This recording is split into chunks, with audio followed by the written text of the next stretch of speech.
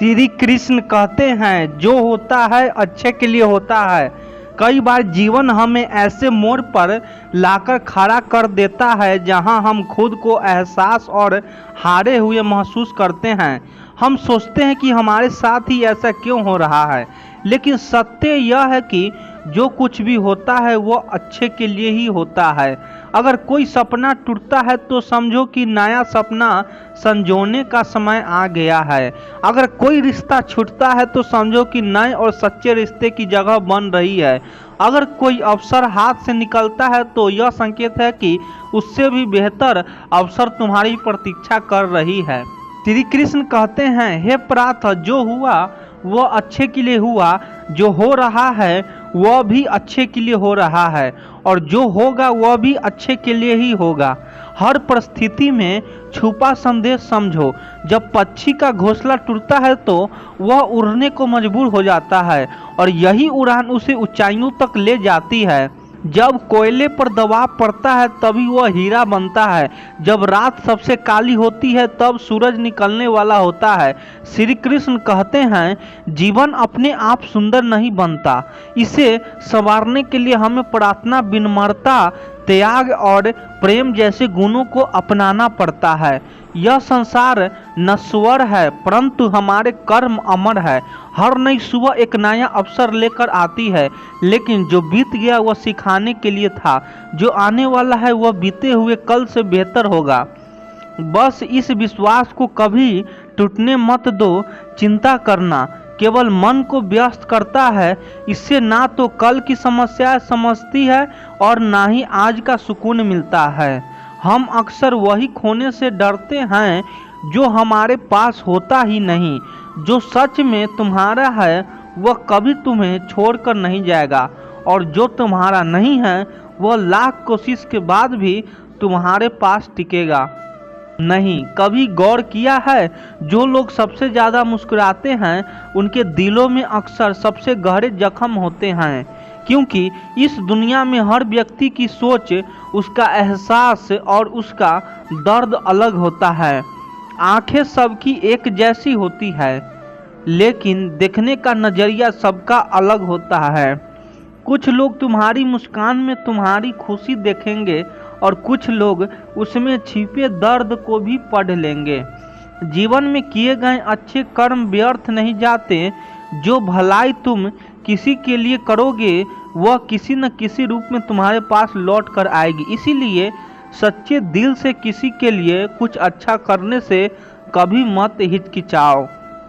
रिश्तों की बुनियाद प्रेम और विश्वास पर टिकी होती है, स्वार्थ पर नहीं। कभी कभी जिंदगी हमें ठोकर देती है और वह ठोकर दर्द भी होती है, पर याद रखना अगर तुम संभल गए तो यही ठोकर तुम्हें और मजबूत बनाएगी। गिरना कोई हार नहीं, हार तो तब होती है जब तुम उठने से इनकार कर दो।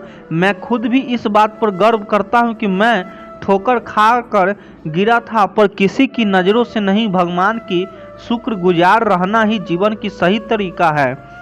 कि जब तुम शिकायत करते हो तो तुम अपने वर्तमान से असंतोष जताते हो।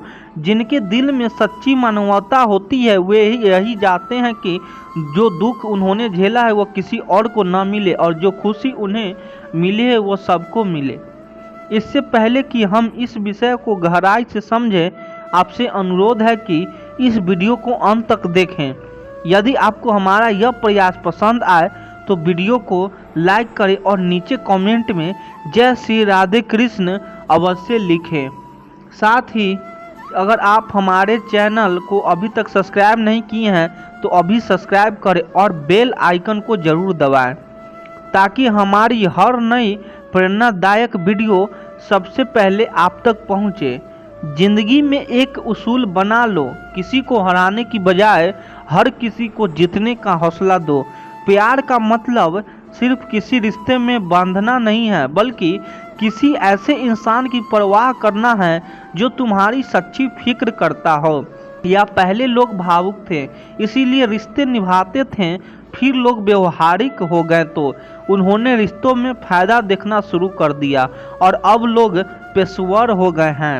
अगर फ़ायदा हो तभी रिश्ते निभाएं, जाते हैं, पर सच्चाई यह है कि इंसान का असली परिचय उसके चेहरे से नहीं बल्कि उसकी वाणी, विचार और कर्मों से ही होती है। जीवन एक अनजान किताब की तरह है जहाँ अगले पन्ने पर क्या लिखा है कोई नहीं जानता, लेकिन बहुत कम लोग ऐसे होते हैं जो किसी के मन और मौन को समझ पाते हैं। इसीलिए जीवन को एक अवसर की तरह देखो, शिकायतों की गठरी बनाकर मत जियो, क्योंकि जो आज है वह तुम्हारे पास सबसे बड़ा खजाना है। अगर आपकी नीयत साफ है और उद्देश्य सही है तो यकीन मानिए भगवान किसी न किसी रूप में आपकी मदद जरूर करेगा। जब ईश्वर कुछ वापस लेता है तो इसे सजा मत समझो, बल्कि यह मानो कि वह तुम्हारे हाथों को खाली कर रहा है ताकि कुछ और बेहतर उसमें आ सके। चाहे वह रिश्ते हो, रास्ते हो या अवसर, जो जाता है वह जरूरी नहीं कि तुम्हारे लिए था, लेकिन जो आएगा वह निश्चित ही तुम्हारे लिए होगा। जिंदगी में ठोकर खाना जरूरी है, क्योंकि ठोकर ही यह एहसास कराती है कि कौन अपना है, कौन पराया, कौन साथ है और कौन सिर्फ समय काट रहा था। अक्सर लोग कहते हैं कि समय बदल जाता है, लेकिन सच तो यह है कि समय नहीं, लोग बदल जाते हैं। और जब तुम्हें यह समझ में आ जाते हैं तो तुम्हारी अपेक्षाएं भी बदल जाती है। अब ना तो ज़्यादा लोग अच्छे लगते हैं और ना ही किसी से अधिक अच्छाई की उम्मीद रह गई है। रिश्ते उन्हीं से रखो जो तुम्हारी इज्जत और सम्मान करे, क्योंकि भीड़ बढ़ाने से कोई फायदा नहीं है। कुछ लोग साथ रहकर भी अपने नहीं होते और कुछ लोग दूर रहकर भी हर पल तुम्हारे साथ होते हैं। कभी कभी सबसे बड़े धोखे हमें वहाँ मिलते हैं जहाँ हमने सबसे ज़्यादा भरोसा किया होता है। लेकिन याद रखना, तुम्हारा आत्मसम्मान सबसे महत्वपूर्ण है, इसलिए खुद को उन लोगों से बचाओ जो तुम्हें बार बार गिराने की कोशिश करें। श्री कृष्ण कहते हैं उन्हें छोड़ देना ही सही है। जो तुम्हारे अस्तित्व का मूल्य नहीं समझते, हर किसी को खुश करने की कोशिश मत करो, क्योंकि जो तुम्हें सच में चाहता है वह तुम्हें बदलने की नहीं समझने की कोशिश करेगा। जीवन में सत्य के रास्ते पर चलो, धैर्य रखो और अपनी मंजिल की ओर बढ़ते रहो। परमात्मा के न्याय पर भरोसा रखो, क्योंकि जो आज तुम्हारे खिलाफ है कल वही तुम्हारी कहानी से प्रेरणा लगेगा। हर परिस्थिति में शांत मन से समाधान ढूंढने की कोशिश करो, क्योंकि जल्दबाजी में लिया गया निर्णय अक्सर पछतावे का कारण बनता है। जगत में प्रत्येक व्यक्ति किसी न किसी प्रकार की निर्मलता लेकर आता है। कोई तेज दौड़ नहीं सकता, कोई अधिक भार नहीं उठा सकता, कोई असाध्य रोग से पीड़ित होता है तो कोई पढ़ाने में कमजोर होता है। लेकिन सबसे बड़ा सवाल यह नहीं है कि तुम्हारे पास क्या कमी है, सबसे बड़ा सवाल यह है कि तुम अपनी उस कमी को कैसे देखते हो। कुछ लोग अपने निर्मलताओं को जीवन की सीमा मान लेते हैं और हार मानकर बैठ जाते हैं, और वहीं कुछ ऐसे होते हैं जो अपने पुरुषार्थ और संकल्प से उन निर्मलताओं को पार कर जाते हैं। उनका अंतर क्या है? उत्तर बहुत सरल है। जो व्यक्ति अपनी निर्मलता से हार मान लेता है वह वहीं रुक जाता है, पर जो व्यक्ति अपनी कमजोरियों से लड़ता है वह उन्हें पार कर आगे बढ़ जाता है। ईश्वर हमें कुछ कमियों के साथ इस संसार में भेजता है, लेकिन उन कमियों को स्वीकार कर हार मान लेना हमारे मन की कमजोरी होती है। जो लोग यह समझ लेते हैं कि हर समस्या के साथ समाधान भी होता है, वे कभी हार नहीं मानते।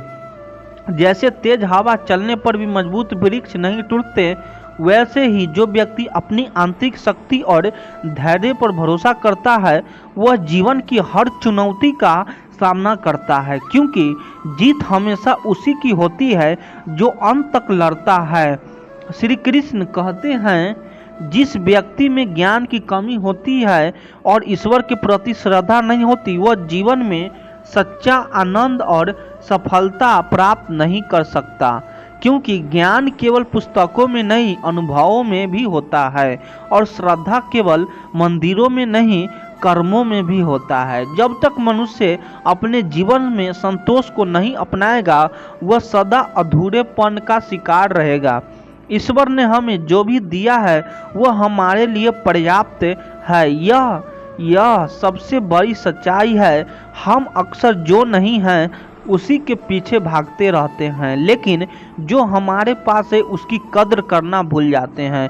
संतोष, सदाचार, स्नेह और सेवा जैसे गुण तभी प्रकट होती है जब हम सत्यांग का सहारा लेते हैं, अच्छे विचारों को अपनाते हैं और जीवन को एक उद्देश्य के साथ जीते हैं। ईश्वर से की गई प्रार्थना का अर्थ यह नहीं है कि वह हमारी स्थिति तुरंत बदल देगा, बल्कि उस प्रार्थना से हमारे चरित्र में बदलाव आता है, हमारी सोच बदलती है, हमारी विचार बदलते हैं और जब सोच बदलती है तब परिस्थितियाँ भी स्वयं बदलने लगती है। इसीलिए केवल हाथ जोड़ने से कुछ नहीं होगा, मन को भी झुकाना पड़ेगा।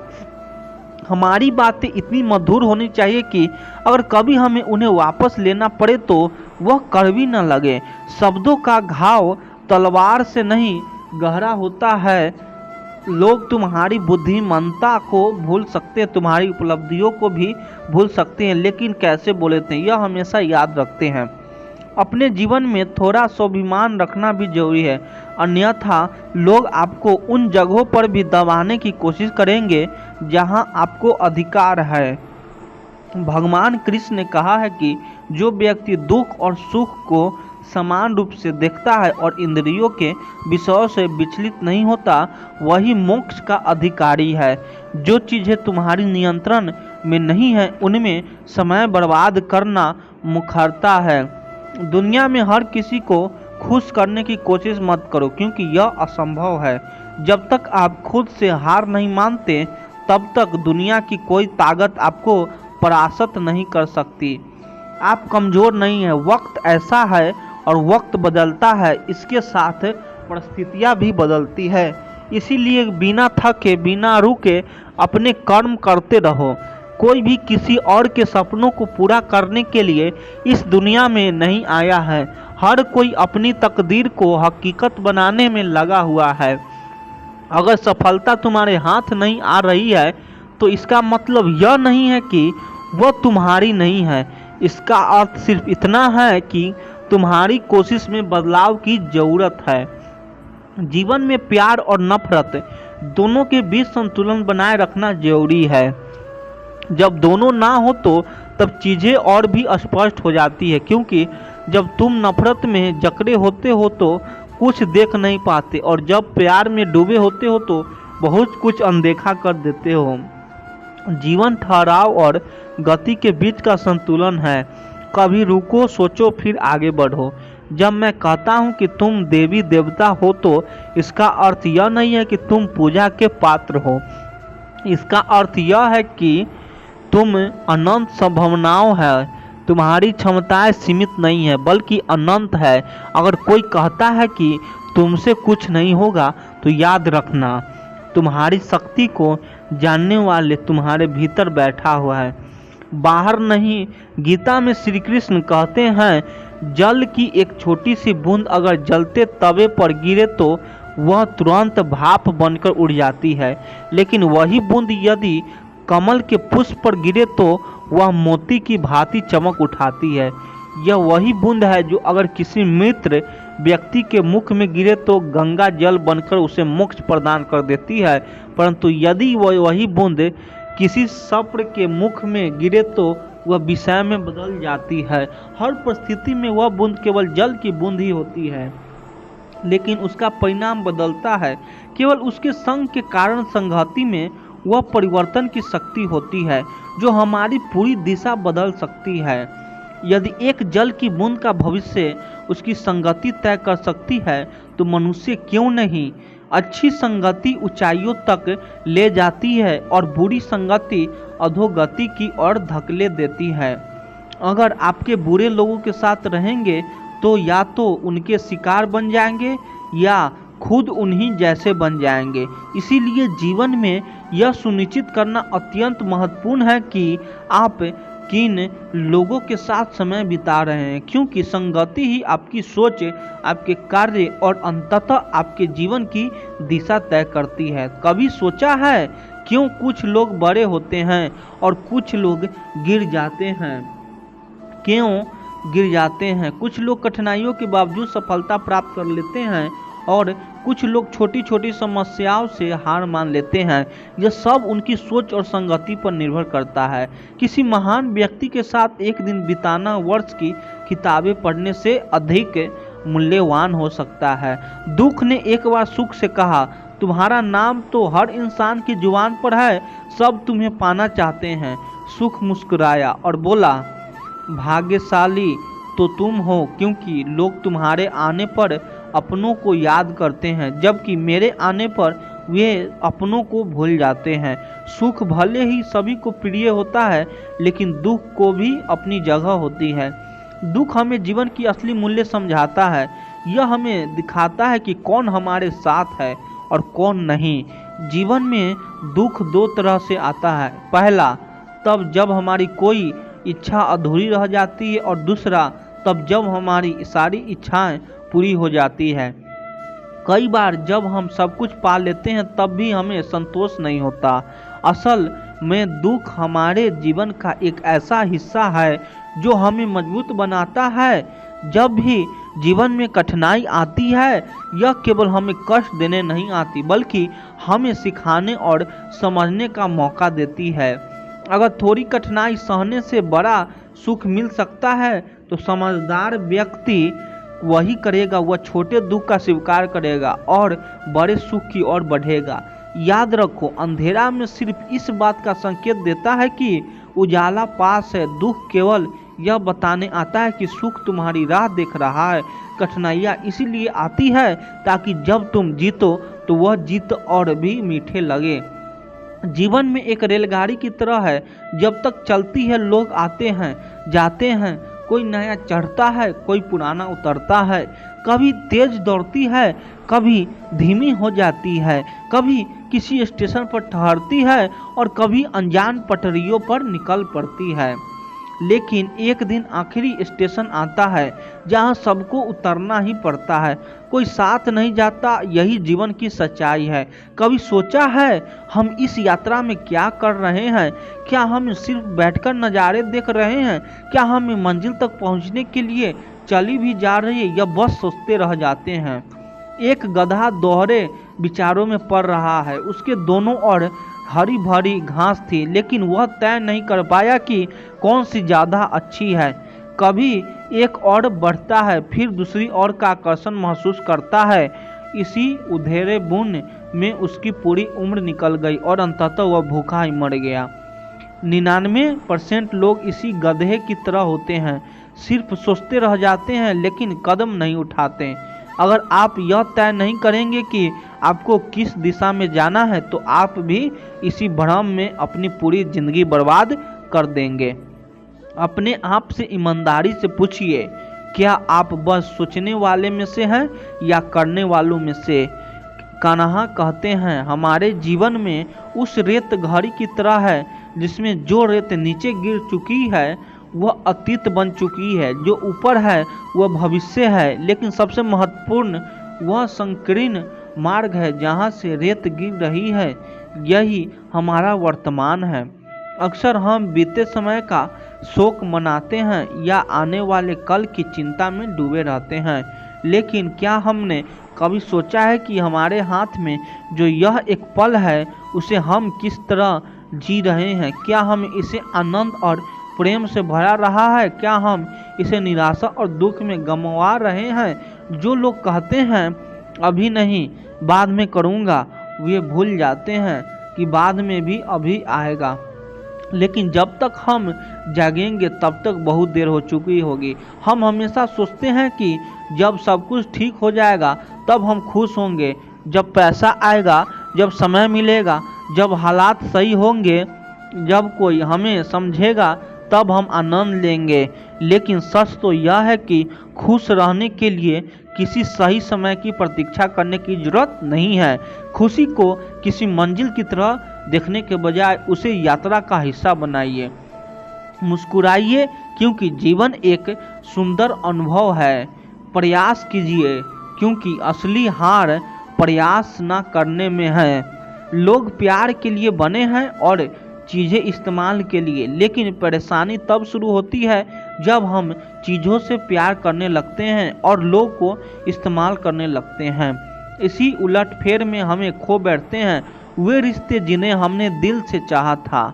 मंजिल अक्सर मिल ही जाती है, लेकिन वे लोग नहीं मिलते जिनके बिना हम जिंदगी की कल्पना तक नहीं कर पाते थे। कचरे के डिब्बे में पड़ी रोटियां हमें यह सिखाती है कि जब इंसान का पेट भर जाता है तो वह अपनी असली औकात दिखाने लगता है। जिनकी वफादारी पर हमें नाज था वही लोग वक्र के साथ बदल जाते हैं। अच्छाई के पीछे बहुत कम लोग जाते हैं, जबकि बुराई के पीछे दौड़ने वाले की कोई कमी नहीं होती है। श्री कृष्ण ने अर्जुन को भी यही सिखाया था। जब अर्जुन महाभारत के युद्ध में अपने कर्तव्य को लेकर संशय में था, अर्जुन ने जब अपना विश्वास खो दिया था और युद्ध के मैदान में असमंजस्य की स्थिति में खड़े थे, तब श्री कृष्ण ने उन्हें यह समझाया कि आत्मविश्वास और धैर्य ही हमें सही निर्णय लेने में मदद करते हैं।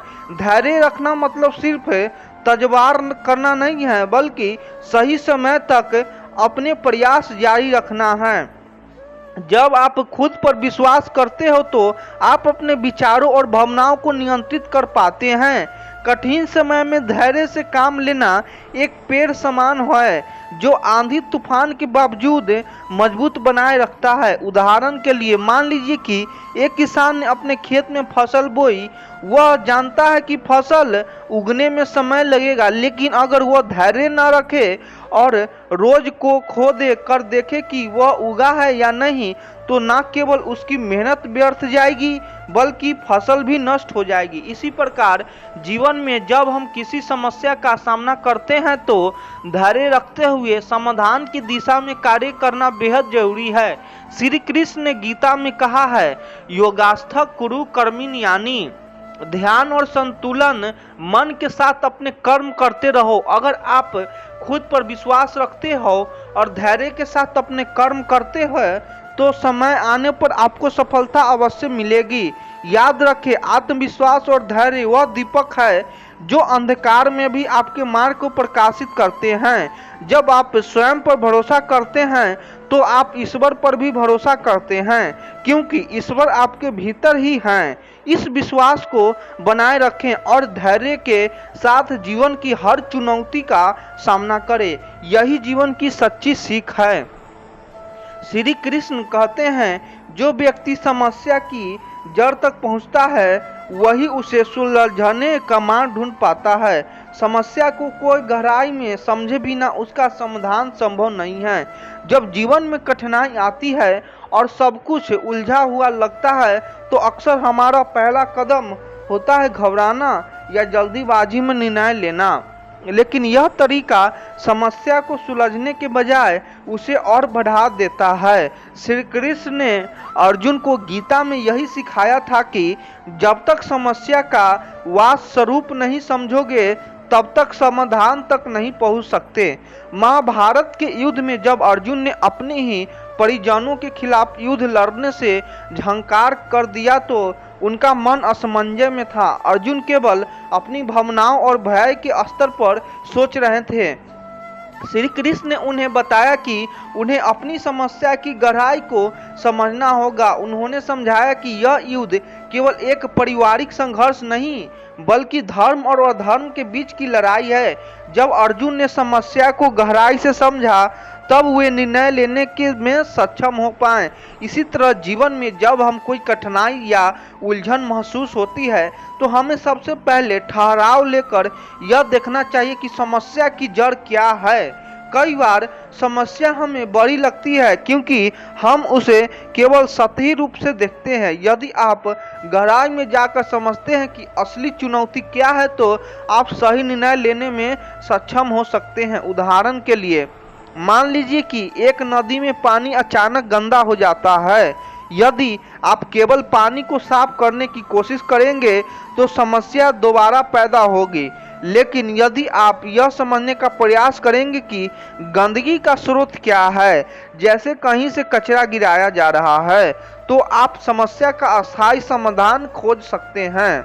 श्री कृष्ण ने गीता में कहा है, विवेक और धैर्य से हर परिस्थिति का मूल्यांकन करो, यानी हर समस्या को समझने के लिए पहले उसके कारणों और प्रभावों का अध्ययन करो। इस प्रक्रिया में सबसे महत्वपूर्ण बात यह है कि आप शांत और संतुलित रहें। जब आप समस्या को गहराई से समझने के लिए समय निकालते हैं तो आप उन पहलुओं को देख पाते हैं जो पहले आपकी नज़रों से छूट गए थे। जैसे एक डॉक्टर किसी बीमारी को ठीक करने से पहले उसकी जांच करता है, वैसे ही हमें भी अपनी परेशानियों की जड़ तक जाना चाहिए। याद रखें, हर समस्या अपने भीतर समाधान लेकर आती है, बस जरूरत है इसे समझने और सही दृष्टिकोण से देखने की। आप गहराई से सोचते हैं तो आपका मन शांत होता है और समाधान स्वाभाविक रूप से आपके सामने आता है। यही श्री कृष्ण की सिखाई हुई जीवन की गढ़ कला है। श्री कृष्ण कहते हैं, शांत मन से ही जीवन की जटिल समस्याओं का समाधान मिलता है। अशांत मन समुद्र की लहरों की तरह जो समाधान को स्पष्ट नहीं देख सकता। जब जीवन में कठिन समय आता है और हर दिशा में भ्रम नजर आता है तो हमारा मन अशांत हो जाता है। हम घबराहट में ऐसे निर्णय लेने लगते हैं जो हमारी समस्याओं को और बढ़ा देते हैं। श्री कृष्ण ने गीता में अर्जुन को यह सिखाया कि शांत मन से ही मार्ग दिखता है। जब अर्जुन युद्ध के मैदान में खड़े होकर अपने कर्तव्य को लेकर भ्रमित थे, तब श्री कृष्ण ने उन्हें शांत मन से अपनी स्थिति को समझने और निर्णय लेने की सलाह दी। शांत मन के बिना हम भीतर और बाहर के शोर से उलझे रहते हैं। यह स्थिति वैसे ही होती है जैसे एक गंदे तालाब में कुछ ढूंढने की कोशिश करना। जब तक तालाब की गंदगी शांत नहीं होती तब तक पानी के नीचे छुपा खजाना नहीं दिखता। इसी तरह जब हमारा मन शांत होता है तभी हम अपनी समस्या को स्पष्ट रूप से देख पाते हैं। उदाहरण के लिए, अगर आप एक कमरे में अंधेरे में चीज़ें ढूंढने की कोशिश करेंगे तो आप ज़्यादा चीज़ें गिरा देंगे, खुद को चोट पहुंचाएंगे। लेकिन जैसे ही आप रोशनी जलाते हैं हर चीज़ स्पष्ट हो जाती है। शांत मन वही रोशनी है जो आपके विचारों को व्यवस्थित करती है और आपको सही दिशा में सोचने की शक्ति देती है। श्री कृष्ण ने गीता में कहा है, समत्व योग जयतो, यानी संतुलन बनाए रखना ही योग है। जब मन शांत होता है तो आप संतुलन में रहते हैं और आपके निर्णय सही होते हैं। इसके विपरीत यदि आप आवेश का क्रोध में कोई निर्णय लेते हैं तो वह अक्सर गलत साबित होता है। शांत मन से समाधान ढूंढने के लिए सबसे पहले आपको स्वयं को रोके रखना होगा। गहरी सांस लें और समस्या पर बिना किसी पूर्व ग्रह के विचार करें। ध्यान का अभ्यास करें, क्योंकि ध्यान आपके मन को शांत करने का सबसे प्रभावी तरीका है। जब मन स्थिर होगा तो समाधान स्वतः प्रकट होगा। याद रखें, जैसे आसमान से बादल हटने पर सूरज दिखाई देता है, वैसे ही शांत मन से आपके जीवन की हर समस्या का समाधान स्पष्ट हो जाता है। श्री कृष्ण का यह उपदेश सिखाया है कि शांति से विजय की राह निकलती है। जब भी जीवन में उलझन हो तो सबसे पहले अपने मन को शांत करें, फिर निर्णय लें। यही सच्ची समझदारी और विजय का मार्ग है। श्री कृष्ण कहते हैं, सच्चे गुरु या अनुभवी व्यक्ति मार्गदर्शनों से जीवन की हर जटिलता का समाधान संभव है। जब तुम सही सलाह लेते हो तो तुम्हारी राह आसान हो जाती है। जीवन में कई बार हम ऐसे मोड़ पर खड़े होते हैं जहां हमें समझ नहीं आता कि कौन सा रास्ता सही है। इस स्थिति में सबसे महत्वपूर्ण है कि हम किसी अनुभवी व्यक्ति में मार्गदर्शन लें जो पहले से उन परिस्थितियों से गुजरा हो या जिस ज्ञान और अनुभव हो। श्री कृष्ण ने अर्जुन के जीवन में यही भूमिका निभाई। महाभारत के युद्ध में जब अर्जुन अपने कर्तव्यों को लेकर भ्रमित हो गए थे तो उन्होंने श्री कृष्ण से मार्गदर्शन मांगा। कृष्ण से उन्हें न केवल धर्म का अर्थ समझाया बल्कि यह भी सिखाया कि जीवन में कैसे सही निर्णय लिए जाएं। जब हम किसी अनुभवी व्यक्ति से सलाह लेते हैं तो हम उनके अनुभव से सीखते हैं। यह हमें अपने फैसलों को बेहतर और प्रभावी बनाने में मदद करता है। उदाहरण के लिए, यदि आप किसी अनजान जंगल में खो जाते हैं तो एक ऐसे व्यक्ति जो पहले उस जंगल से गुजर चुका है आपको सही रास्ता दिखा सकता है। उसकी सलाह न केवल आपकी समय और ऊर्जा बचाएगी बल्कि आपको किसी खतरे से भी बचा सकती है। अनुभवी व्यक्ति का मार्गदर्शन एक दीपक की तरह होता है जो अंधकार में भी आपका मार्ग प्रकाशित करता है। लेकिन सही मार्गदर्शन पाने के लिए जरूरी है कि आप अहंकार को त्यागे और विनम्रता से सलाह मांगे। श्री कृष्ण ने गीता में कहा है, तद विदद प्राणिनत प्रसन्न सोया, यानी ज्ञान प्राप्त करने के लिए गुरु के पास जाओ, उनकी सेवा करो और विनम्रता से प्रश्न पूछो। जब हम अपनी समस्याओं को खुलकर रखते हैं और समाधान की तलाश में होते हैं तो सही मार्गदर्शक में हमें राह दिखाने के लिए तैयार होता है। उदाहरण के लिए एक नाविक को समंदर की लहरों का गहरा अनुभव होता है। यदि कोई नौसिखिया नाविक उसे सुनकर और उसकी सलाह पर चलकर समंदर पर करने की कोशिश करता है तो उसकी सफलता को संभावना बढ़ जाती है। इसी तरह जीवन के अनजान रास्तों पर अनुभवी व्यक्ति की सलाह हमारा मार्गदर्शन करती है। याद रखें, सही मार्गदर्शन से न केवल हमारी समस्याएं सुलझ है बल्कि हमें जीवन की गहरी समझ भी मिलती है। ऐसे व्यक्ति को पहचानना और उनकी सलाह लेना हमें बड़ी कठिनाइयों से बचा सकता है। श्री कृष्ण के उपदेश हमें यह सिखाते हैं कि जब भी आप किसी चुनौती से घिरे हो तो मार्गदर्शन लेने से कभी न हिचकाएं, चाहे यही ज्ञान और सफलता का वास्तविक आधार है।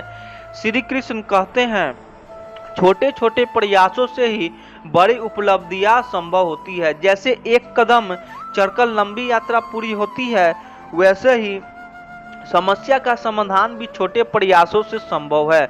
जीवन में जब कोई समस्या बड़ी और असंभव लगती है तो अक्सर हमें इसे देखकर डर जाते हैं या हार मानने लगते हैं, लेकिन श्री कृष्ण का उपदेश हमें सिखाते हैं कि बड़ी से बड़ी समस्या को भी छोटे छोटे हिस्सों में बांटकर सुलझाया जा सकता है।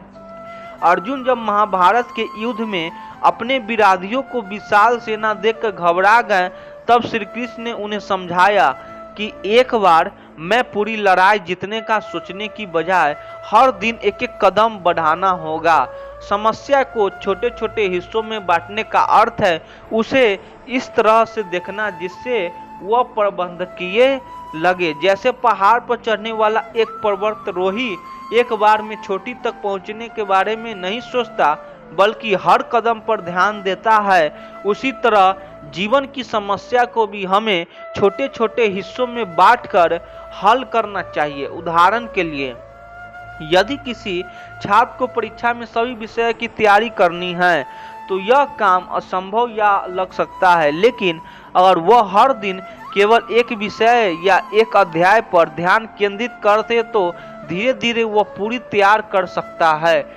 इसी तरह अगर कोई व्यक्ति कर्ज से परेशान है तो वह धीरे धीरे अपनी आय और खर्च को संतुलित करके छोटी छोटी किस्तों में कर्ज चुकाना शुरू कर सकता है। श्री कृष्ण ने गीता में कहा है, कर्मण्य वाधिका रस्ते या फलेषु कदाचन, यानी तुम्हारा अधिकार केवल कर्म करने पर है, फल पर नहीं। जब हम छोटे छोटे कदमों पर ध्यान देते हैं तो हमें अपने प्रयासों पर फोकस करने का अवसर मिलता है और हम बिना फल को चिंता किए समाधान की ओर बढ़ते हैं। यह दृष्टिकोण हमें न केवल समस्याओं को हल करने में मदद करता है बल्कि हमारे आत्मविश्वास को भी बढ़ाता है। हर छोटा कदम हमें यह एहसास दिलाता है कि हम अपनी समस्याओं को नियंत्रित कर सकते हैं। जैसे नदी की एक बूंद से सागर भरता है, वैसे ही छोटे छोटे प्रयासों से बड़ी समस्याओं का समाधान होता है। याद रखें, जीवन में कोई भी समस्या इतनी बड़ी नहीं होती कि उसे हल न किया जा सके। बस धैर्य और दृढ़ता के साथ छोटे छोटे कदम उठाने की जरूरत होती है। यही श्री कृष्ण का उपदेश है और यही जीवन में सफल होने का मंत्र है। श्री कृष्ण कहते हैं, मनुष्य का मन जिस दिशा में सोचता है उसी दिशा में उसका जीवन बढ़ता है। यदि तुम अपने मन में नकारात्मक विचारों को पा लोगे तो तुम्हारे रास्ते में हर कदम पर रुकावटें आएगी, लेकिन यदि तुम सकारात्मक की ओर बढ़ोगे तो जीवन में नए अवसरों और खुशियां तुम्हारा इंतजार करती है। जीवन में नकारात्मक एक ऐसी मानसिक स्थिति है जो हमें किसी भी काम को अच्छे तरीके से करने में रुकावट डालती है। नकारात्मक सोच हमें हर स्थिति में केवल समस्याएं दिखाती है और हमें उन्हें समस्याओं का हल नहीं दिखाई देता। श्री कृष्ण ने गीता में यह उपदेश दिया था कि हमारे मन की स्थिति हमारे कर्मों को निर्धारित करती है। यदि हम हर कठिन को नकारात्मक दृष्टिकोण से देखें तो हम अपनी ऊर्जा और समय को व्यर्थ करते हैं और इसके परिणाम स्वरूप हम सफलता से दूर हो जाते हैं।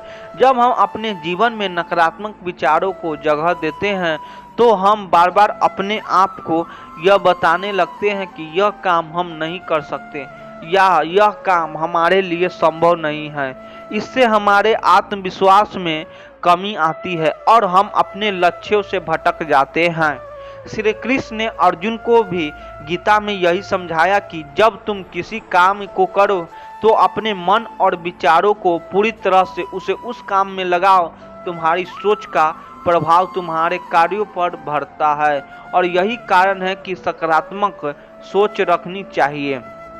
अर्जुन के युद्ध भूमि पर संकोच करने और खुद को अक्षम मानने पर श्री कृष्ण ने उन्हें बताया कि यदि तुम अपने मन को सही दिशा में लगाओ तो तुम्हें न केवल साहस मिलेगा बल्कि तुम अपने कार्यों में सफलता भी प्राप्त करोगे। जब हम किसी भी काम को नकारात्मक दृष्टिकोण से करते हैं तो हम पहले ही हार मान लेते हैं, लेकिन सकारात्मक सोच से हम कठिनाइयों को अवसरों में बदल सकते हैं। उदाहरण के लिए, जब कोई बच्चा पहली बार साइकिल चलाना सीखता है तो वह बार बार गिरता है। अगर वह नकारात्मक सोचता है तो वह सोच सकता है कि वह कभी भी साइकिल नहीं चला पाएगा, लेकिन अगर वह सकारात्मक सोच करना है तो वह हर गिरावट से सीखता है और अंत में साइकिल चलाना सीख जाता है। यह विचार की दिशा है जो हमें सफलता की ओर ले जाती है। जब हम सकारात्मक सोच को अपनाते हैं तो हमारा दृष्टिकोण बदल जाता है। हम मुश्किलों को चुनौती मानते हैं और सोचते हैं कि इनमें हम कुछ नया सीख सकते हैं। और श्री कृष्ण का यह उपदेश हमें बताता है कि जीवन में कुछ भी होता है उसे एक अवसर के रूप में देखो, चाहे वह खुशी हो या दुखी। हम इनमें कुछ नया सीख सकते हैं जो हमें आगे बढ़ने में मदद करता है। इसीलिए अगर आप नकारात्मक विचारों से घिरे होते हैं तो उन्हें छोड़कर सकारात्मक सोच की ओर कदम बढ़ाइए। जीवन में कठिनाइयां और संकट केवल अस्थायी होता है और यदि हम अपनी सोच की सही दिशा में बदले तो हमें उन्हीं अपमानी पर पार कर सकते हैं। यही श्री कृष्ण का उपदेश है। अपने मन और विचारों को शुद्ध रखो और सकारात्मक के साथ अपने रास्तों पर आगे बढ़ो। श्री कृष्ण कहते हैं, कर्म को अपना धर्म मानो और अपने लक्ष्य को हमेशा अपने सामने रखें। जब आप अपने उपदेश और लक्ष्य को स्पष्ट करें तो समझते तो कोई भी संकट या कठिनाई हमें रास्ते भी भटकने नहीं सकती। जीवन में हम सबके पास अपने अपने लक्ष्य होते हैं, लेकिन कई बार उन लक्ष्यों को समय के साथ हम भूल जाते हैं या फिर छोटे मोटे विघ्न हमारे रास्ते में आकर हमें विचलित कर देते हैं। श्री कृष्ण ने अर्जुन से गीता में यह उपदेश दिया था कि अपने लक्ष्य को हमेशा स्पष्ट रूप से जानो और उस पर ध्यान केंद्रित करो। यही सच है कि जब हम अपने लक्ष्य से भटकते हैं तब जीवन के रास्ते भी अनगिनत परेशानियां आ जाती है, लेकिन जब हमारा ध्यान और हमारी निष्ठा हमारे उद्देश्य पर केंद्रित होती है तो कोई भी रुकावट हमें हमारे मंजिल तक पहुंचने से नहीं रोक सकती। जब जब हम अपने जीवन के उद्देश्य को सही तरीके से पहचानते हैं और उसे स्पष्ट करते हैं तो हमें उलझ आता है कि हम किसी दिशा में काम करना है। जब हम अपना लक्ष्य स्पष्ट करते हैं तो हमें अपने निर्णय में भी स्पष्टता मिलती है। उदाहरण के तौर पर एक व्यक्ति जो अपना व्यवसाय शुरू करना चाहता है, यदि वह सिर्फ अपना व्यवसाय के बारे में सोचता है और उसे स्पष्ट रूप में अपने मन में रखता है तो वह कभी भी सही दिशा के कदम नहीं बढ़ पाएगा।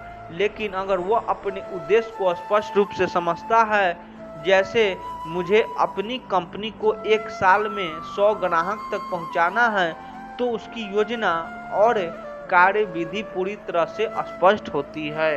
यह स्पष्टता उसे अपने रास्ते पर पूरी निष्ठा और मेहनत से काम करने के लिए प्रेरित करती है। श्री कृष्ण ने गीता में अर्जुन को यह उपदेश दिया था कि चाहे तुम युद्ध भूमि पर हो या जीवन के किसी अन्य पर, मैं तुम्हारे सामने एक स्पष्ट लक्ष्य होना चाहिए।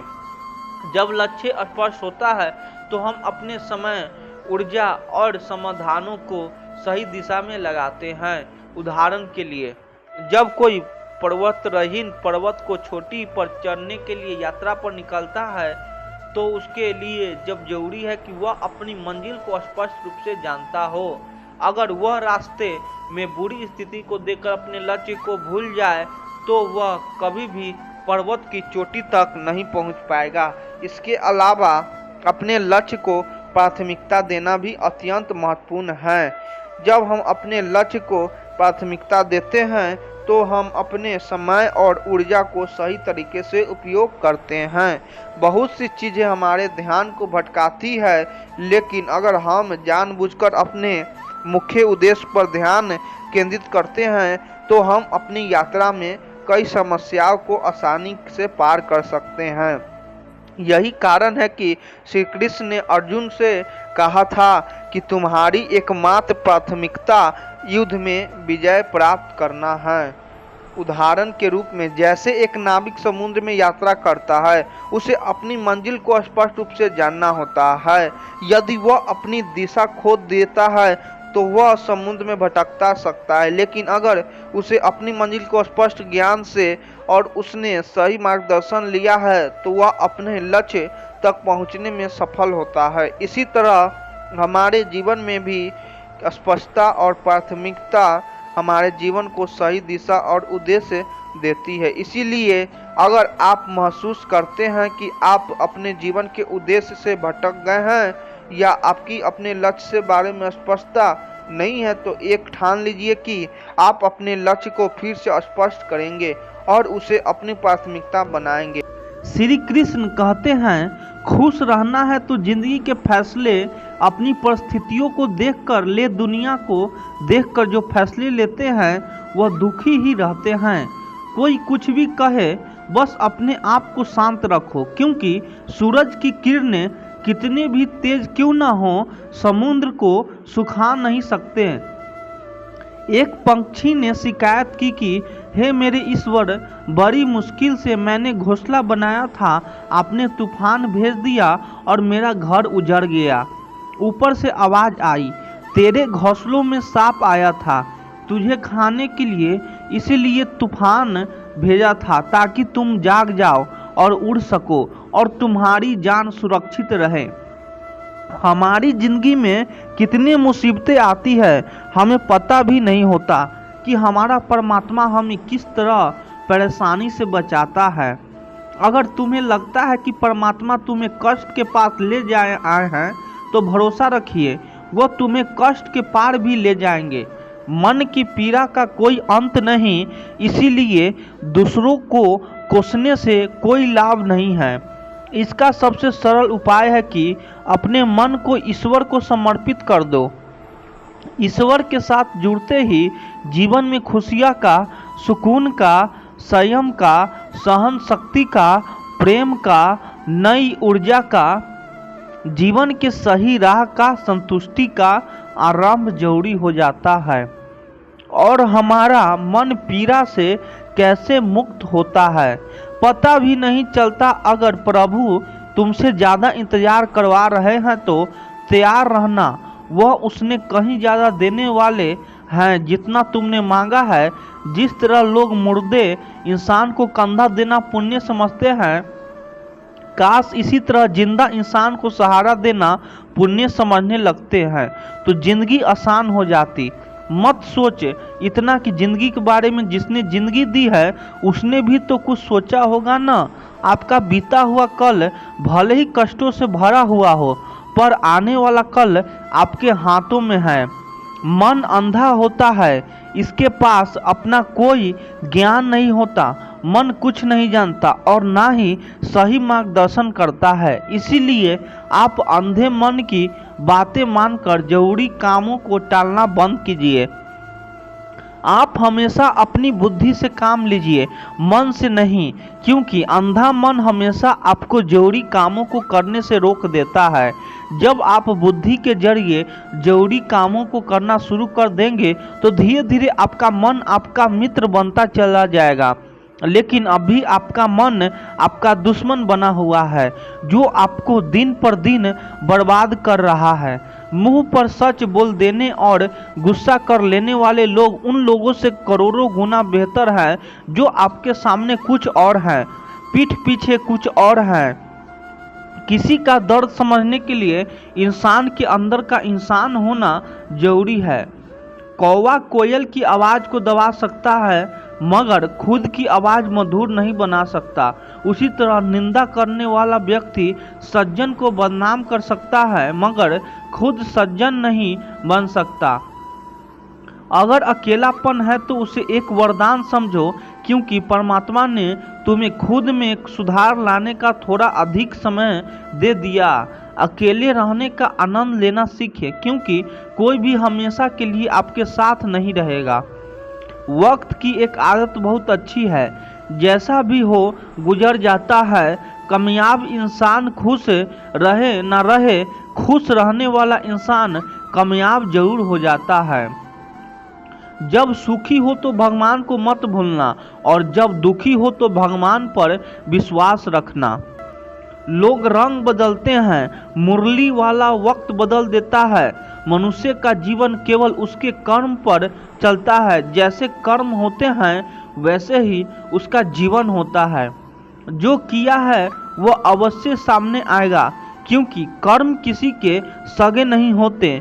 जिंदगी बहुत हसीन है, कभी हंसाती है तो कभी रुलाती है, लेकिन जो जिंदगी की भीड़ में खुश रहता है, जिंदगी उसी के आगे सिर झुकाती है। खोकर पाने का मजा ही कुछ और है और रोकर हंसने का मजा ही कुछ और है। हारना तो जिंदगी का हिस्सा होता है, लेकिन हारने के बाद जीतने का मजा ही कुछ और है। अच्छा बनने के लिए किसी की नकल करने की जरूरत नहीं, खुद इतना अच्छा बनो कि लोग आपकी नकल करने लगे। जिंदगी एक बार मिलती है, गलत है, बल्कि मौत सिर्फ एक बार मिलती है। जिंदगी तो हर रोज मिलती है। जिस दिन आप आपकी हंसी के मालिक खुद बन जाओगे, आपको कोई भी नहीं रुला सकता। अगर कोई आपसे कुछ मांगे तो दे दिया करो, क्योंकि भगवान ने आपको देने वाले में रखा है, मांगने वाले में नहीं। याद रखना, अच्छे वक्त को देखने के लिए बुरे वक्त को भी झेलना पड़ता है। सेवा सबको करो, लेकिन आशा किसी से मत करो, क्योंकि सेवा का असली मूल्य भगवान ही देता है। हमेशा अपनी नज़र उस चीज़ पर रखो जिसे तुम पाना चाहते हो, उस पर नहीं जिसे तुम खो चुके हो। अन्न और जल से बढ़कर कोई दान नहीं, और माता पिता से बढ़कर कोई देवता नहीं। जिंदगी का सबसे बड़ा गुरु मंत्र यही है, आप अपने राज किसी को ना बताएं। जरूरत से ज़्यादा इज्जत और समय देने पर लोग आपको गिरा हुआ समझने लगते हैं। कभी पीठ पीछे आपकी बात हो रही हो तो घबराना मत, क्योंकि बात उन्हीं की होती है जिनमें कोई बात होती है। याद रखना, सफलता कभी मांगने से नहीं मिलती, मांगने से केवल भीख मिलती है। सफलता पाने के लिए तुम्हें खुद मेहनत करना पड़ेगा। छोटी छोटी गलतियां से बचने का प्रयास करो, क्योंकि इंसान ठोकरे पहाड़ों से नहीं बल्कि छोटे छोटे पत्थरों से खाता है।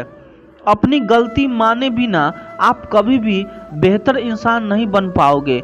देना शुरू कर दो, आना खुद ही शुरू हो जाएगा, इज्जत भी और दौलत भी।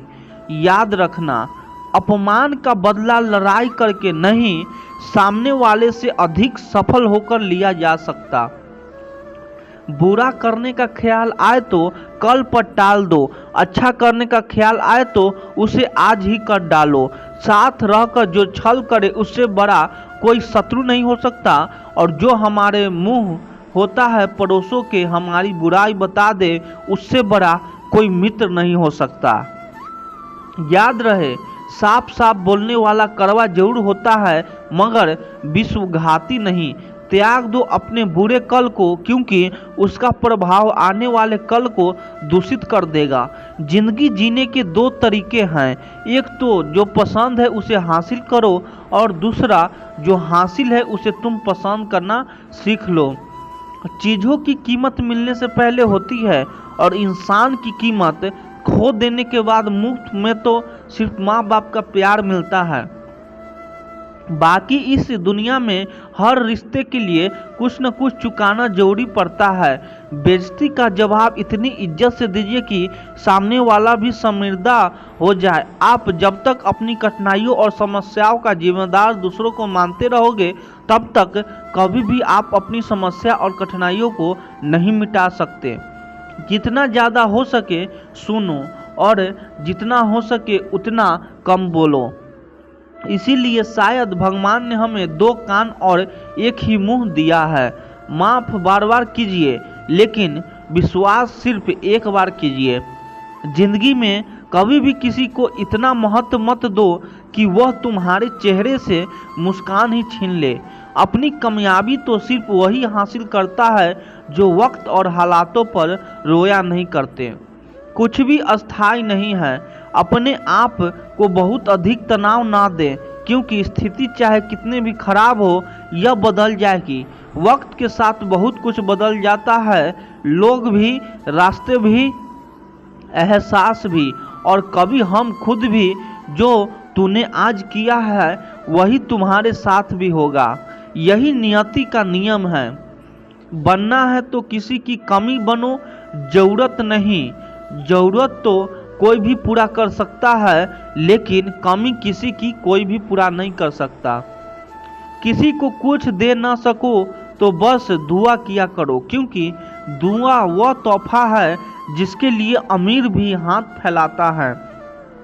जहाँ लगे कि जिम्मेदारी हमारी वजह से दूसरों को तकलीफ हो रही है, वहाँ से हट जाना ही बेहतर है। छल कपट और पाप उतना ही करना जितना आप भुगत सको, क्योंकि कुदरत किसी को नहीं छोड़ती। सबका हिसाब जमीन पर ही होता है। अगर आपका कोई दुश्मन नहीं है तो इसका मतलब आप उन जगहों पर भी खामोश थे जहां सत्य बोलना बहुत जरूरी था। प्रेम निःशुल्क होते हुए भी इस धरती का सबसे महंगा सुख है।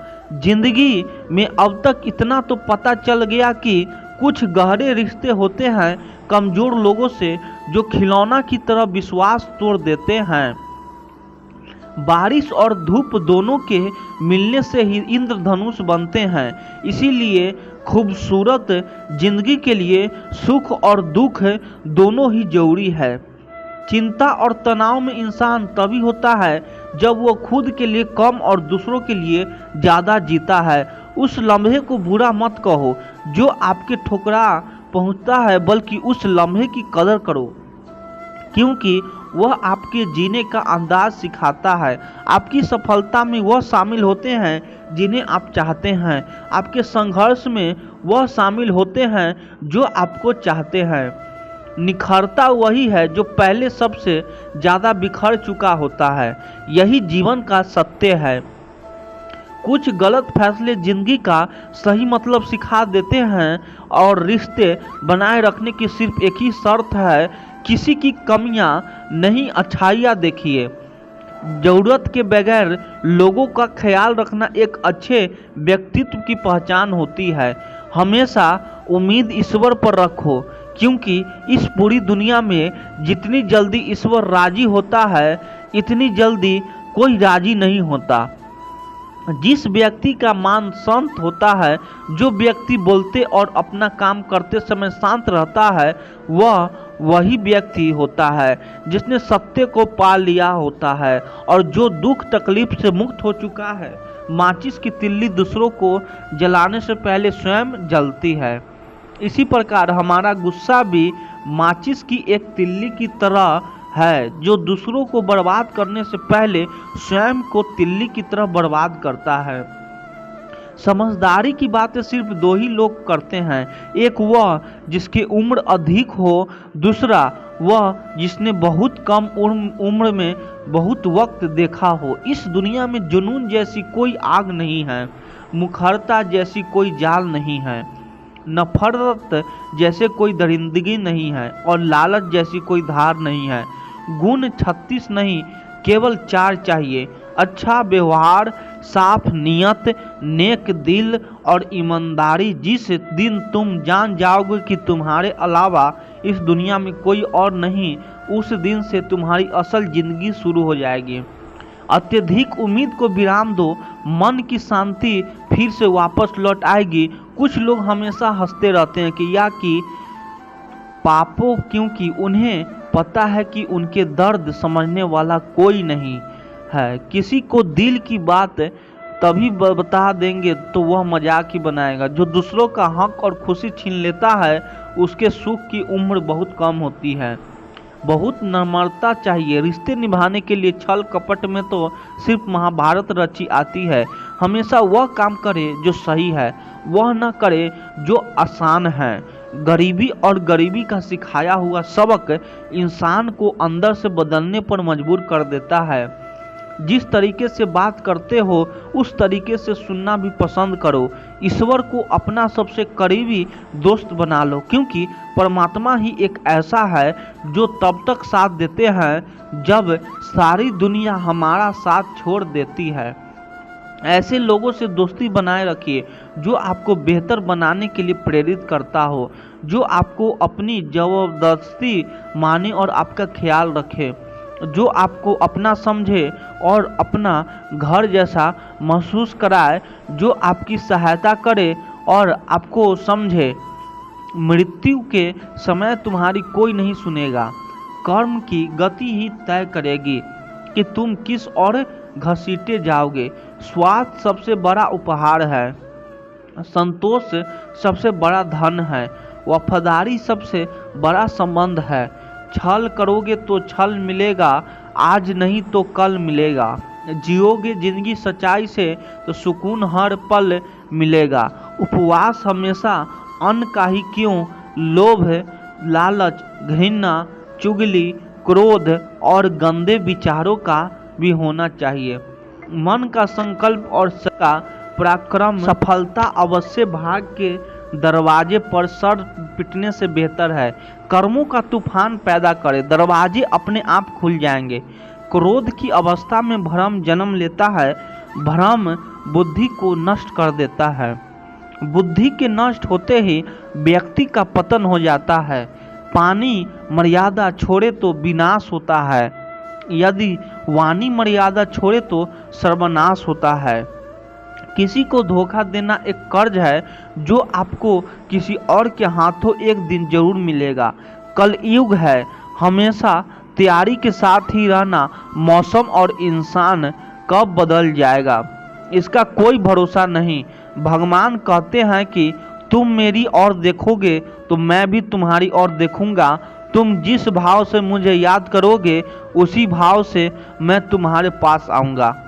बदला लेने के लिए मत सोचो, आराम से बैठो। इन लोगों ने आपको साथ बुरा किया है, अंत में उनके साथ भी बुरा ही होगा। इस पूरी दुनिया में सबसे ज़्यादा कीमती है समय, इसीलिए इसे बर्बाद ना करें, नहीं तो अंत में आपको पछतावे के अलावा कुछ नहीं मिलेगा। जिंदगी में अपनी तुलना किसी से मत करो। जैसे चांद और सूरज की तुलना नहीं की जा सकती, क्योंकि दोनों ही अपनेपन व्यक्त पर ही चमकते हैं। यदि किसी काम को करने में डर लगे तो याद रखना, डर संकेत है कि आपका काम वाकई में बहादुर से भरा है। ख्याब जिनके ऊंचे और मस्त होते हैं, इम्तिहान भी उनके ज़बरदस्त होते हैं। पहाड़ की ऊंचाई आपको कभी भी आगे बढ़ने से नहीं रोकती, बल्कि आपके जूतों में पड़े कंकड़ आपको आगे बढ़ने से रोकते हैं। निकाल फेंको उस कंकड़ को। सिर्फ मरी हुई मछली को पानी का बहाव चलाती है। जिस मछली में जान होती है वह अपना रास्ता खुद बनाती है। अपने हौसले को यह मत बताओ कि तुम्हारी परेशानी कितनी बड़ी है। अपनी परेशानी को बताओ तुम्हारे हौसलों कितने बड़े हैं। सफल वो नहीं है जो अपने दुश्मनों पर विजय प्राप्त करे, बल्कि बल्कि सफल तो वह है जो अपनी इच्छाओं पर भी विजय प्राप्त कर सकता है। अगर केवल इसीलिए आपने अपने सपनों पर काम करना बंद कर दिया है क्योंकि किसी को गलत लगता है कि आप उसे नहीं कर सकते हैं, तो वह आपका सपना नहीं है, वह आपकी बस एक छोटी सी इच्छा है। जो लोग आपको नज़दीक से नहीं जानते उनकी बातों को दिल पर मत लगाओ। आगे बढ़ो और कुछ करके दिखाओ। जिंदगी में अच्छे लोगों की तलाश मत करो, बल्कि खुद अच्छे बन जाओ। आपसे मिलकर शायद किसी की तलाश पूरी हो जाए। यदि आप उड़ नहीं सकते तो दौड़े, यदि आप दौड़ नहीं सकते तो चलो, अगर चल नहीं सकते तो रेंगो, लेकिन हमेशा आगे बढ़ते रहो। एक बार गुरु ने अपने शिष्यों से पूछा, क्या आप जानते हैं हमारे अंदर एक बड़ा शुद्ध युद्ध निरंतर चलता है?